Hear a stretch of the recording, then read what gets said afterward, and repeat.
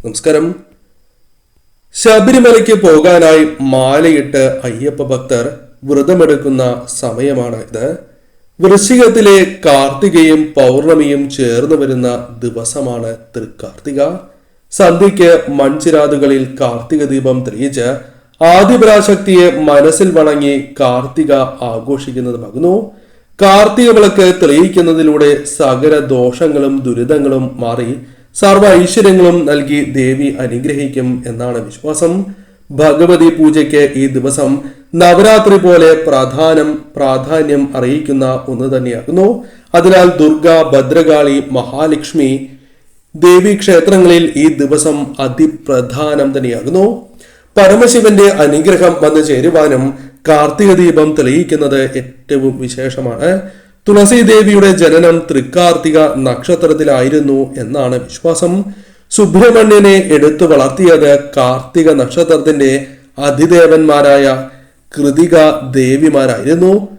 ഭഗവാൻ സുബ്രഹ്മണ്യൻ ശരവണ പൊയ്കയിൽ അവതരിച്ച ദിവസമായി ഇത് കണക്കാക്കപ്പെടുന്നു.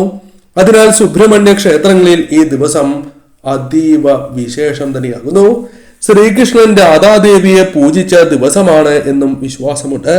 തൃക്കാർത്തിക നാളിൽ നാം വീടുകളിൽ വിളക്ക് തെളിയിക്കുന്നതിലൂടെ ജീവിതത്തിലെ സകല ദുരിതങ്ങളും വിട്ട് ഒഴിയുക തന്നെ ചെയ്യും.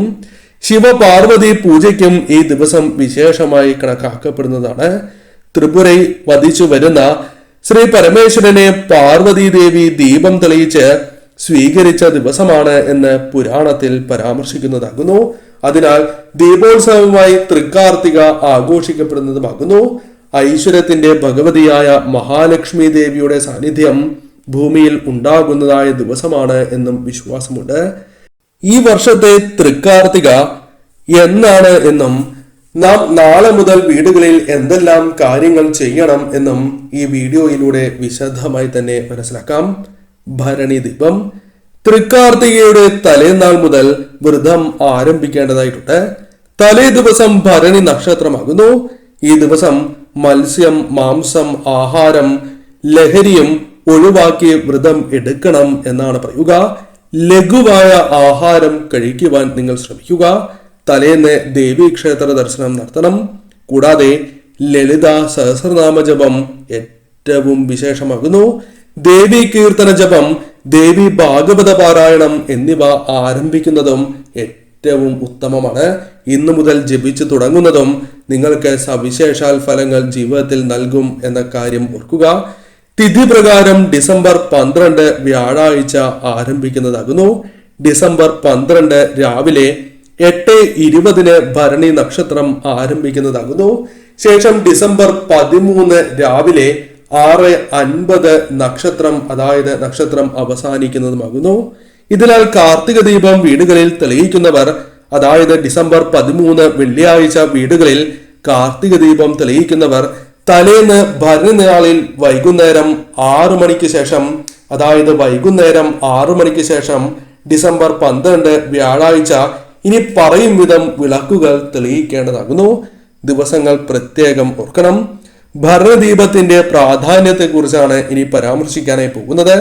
എന്തിനാണ് നാം വീടുകളിൽ വിളക്ക് തെളിയിക്കുന്നത് എന്ന് കൂടി മനസ്സിലാക്കാം.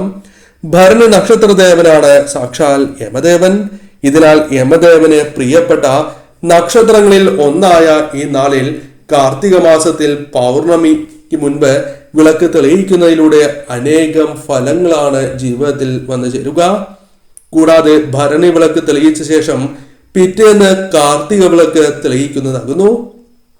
ശാസ്ത്രങ്ങളിൽ ശരിയായ രീതിയിൽ പരാമർശിക്കുന്നത് ഇപ്രകാരമാണ്. കാർത്തിക ദീപം കൊളുത്തുന്നതിന്റെ പൂർണ്ണമായ ഫലം വന്നു ചേരുവാൻ ഭരണി വിളക്ക് അനിവാര്യം തന്നെയാകുന്നു. അതിനാൽ ആ കാര്യത്തിന് നിങ്ങൾ പ്രാധാന്യം നൽകുക തന്നെ വേണം.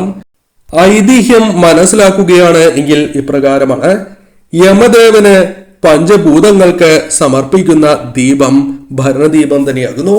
പുരാണങ്ങൾ പ്രകാരം സ്വയം യമദേവൻ തന്നെയാണ് ഈ ദീപത്തിന്റെ പ്രാധാന്യം പരാമർശിച്ച് തന്നിട്ടുള്ളതും.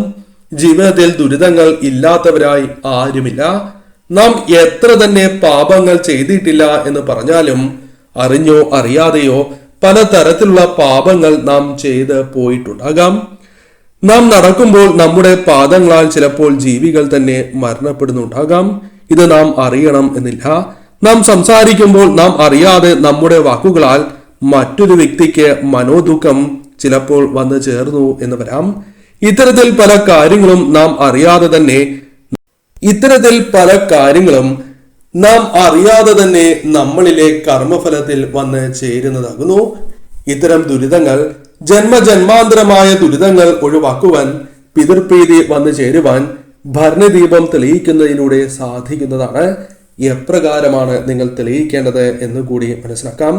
വൈകുന്നേരം 6 മണിക്ക് ശേഷം 2 മൺചിരാത് പ്രധാന വാതിലിന്റെ ഇരുവശത്തുമായി തെളിയിക്കുക. ശേഷം പൂജാമുറിയിൽ 5 മൺചിരാതിൽ നെയ് നിറച്ച് കിഴക്ക്, വടക്ക്, തെക്ക്, പടിഞ്ഞാറ് കൂടാതെ വടക്ക് കിഴക്ക് ദിശകളിലേക്കായി വട്ടത്തിൽ പുറത്തേക്ക് ദീപം വരും വിധം തെളിയിക്കുക. ഒരിക്കലും താഴെ വയ്ക്കുവാൻ പാടുള്ളതല്ല. പലകയ്ക്ക് മുകളിലോ അല്ലെങ്കിൽ പാത്രത്തിന് മുകളിലോ ആയി വയ്ക്കാം. ഒരിക്കലും തറയിൽ വയ്ക്കരുത് എന്ന കാര്യം ഓർക്കുക. പുതിയ ചിരാത് തന്നെ വേണം എന്ന് നിർബന്ധമില്ല. പഴയത് കേടില്ലാത്തവ തുടച്ച് വൃത്തിയാക്കി പുതിയതാക്കാം. 15 മിനിറ്റ് നിങ്ങൾ ഇപ്രകാരം തെളിയിക്കണം. സമയത്തിനും പ്രാധാന്യമുണ്ട്.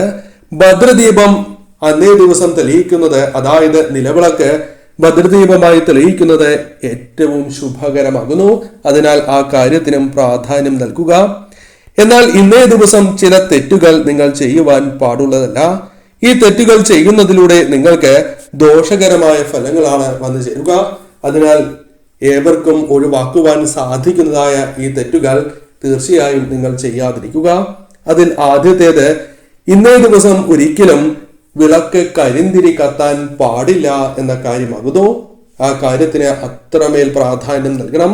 അതിനാൽ വിളക്ക് കരിന്തിരി കത്തുന്നതിന് മുൻപ് തന്നെ കെടുത്തണം എന്ന കാര്യം ഓർക്കുക.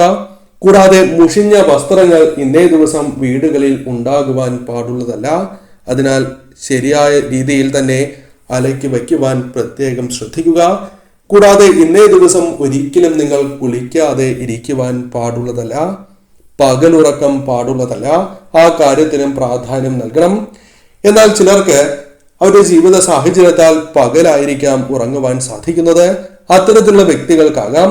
രോഗദുരിതങ്ങൾ അനുഭവിക്കുന്നവർക്ക്, അത്തരം പ്രശ്നങ്ങൾ ഉള്ളവർക്ക് പകലുറക്കമാകാം. കുട്ടികൾക്കാകാം. അത്തരത്തിൽ ചെയ്യുന്നതിൽ യാതൊരു തെറ്റുമില്ല. അല്ലാതെയുള്ളവർ കിടക്കുന്നത് അല്ലെങ്കിൽ പകലുറക്കം സംഭവിക്കുകയാണ് എങ്കിൽ അത് ദോഷകരമാണ്. കൂടാതെ നാളെ ദ്വാദശി കൂടിയാകുന്നു, പാരണ വീടുമ്പോൾ. അതിനാൽ തീർച്ചയായും ഈ മന്ത്രം കൂടി ജപിക്കുന്നത് ഉത്തമമാകുന്നു. ആ മന്ത്രത്തെ കുറിച്ച് കൂടി പരാമർശിക്കാം. ബോക്ഷേഹും പുണ്ടരീകാക്ഷ ശരണം മേ ഭവാച്യുത എന്നാകുന്നു. ഈ മന്ത്രം തീർച്ചയായും നാളെ നിങ്ങൾ ജപിക്കുക. നിങ്ങളുടെ ജീവിതത്തിൽ അനുകൂലമായ ഫലങ്ങൾ വന്നു ചേരും. ബോക്ഷേഹും പുണ്ടരീകാക്ഷ ശരണം മേ ഭവാച്യുത എന്നാകുന്നു. പുണ്ടരീകാക്ഷനായ ഭഗവാനെ ഞാനിതാ പാരണ ചെയ്യുന്നു, അങ്ങെനിക്ക് ശരണമായി ഭവിക്കണേ അച്യുത എന്നാണ് മന്ത്രത്തിന്റെ അർത്ഥം. മന്ത്രത്തിന്റെ അർത്ഥം കൂടി മനസ്സിലാക്കി ജപിക്കുന്നതാണ് ഏറ്റവും ശുഭം. ഈ ശ്ലോകം ഉരുവിട്ടുകൊണ്ട് വേണം വ്രതം നിങ്ങൾ അവസാനിപ്പിക്കുവാൻ. ആ കാര്യം പ്രത്യേകം ഓർക്കുക. ക്ഷേത്രത്തിൽ നിന്നും തീർത്ഥം സേവിച്ച് തുളസിയിലയും മലരും ഇട്ട വെള്ളത്തിൽ പ്രത്യേക തീർത്ഥം സേവിച്ചും പാരണ വീടാവുന്നതാണ്. ക്ഷേത്രത്തിൽ വെച്ചോ അല്ലെങ്കിൽ വീടുകളിൽ വെച്ചോ പാരണ വീടാവുന്നതുമാണ്. ആ കാര്യവും പ്രത്യേകം നിങ്ങൾ ഓർക്കുക.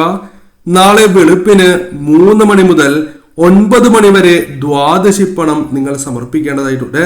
ഒരു കിഴിയിൽ പണം ബ്രാഹ്മണർക്ക് നൽകുന്ന ചടങ്ങ്. അങ്ങനെ നിങ്ങൾക്ക് സാധിക്കുന്നില്ല എങ്കിൽ പോലും അർഹിക്കുന്നതായ വ്യക്തികൾക്ക് തീർച്ചയായും നിങ്ങൾ മനസ്സറിഞ്ഞ് ധനം നൽകുന്നത് ശുഭകരമാകുന്നു. നാളെ തീർച്ചയായും ഈ കാര്യങ്ങൾ ഏവരും വീടുകളിൽ ചെയ്യുക. ഏവർക്കും ചെയ്യുവാൻ സാധിക്കുന്ന ലളിതമായ കാര്യങ്ങളാണ് പരാമർശിച്ചിട്ടുള്ളത്.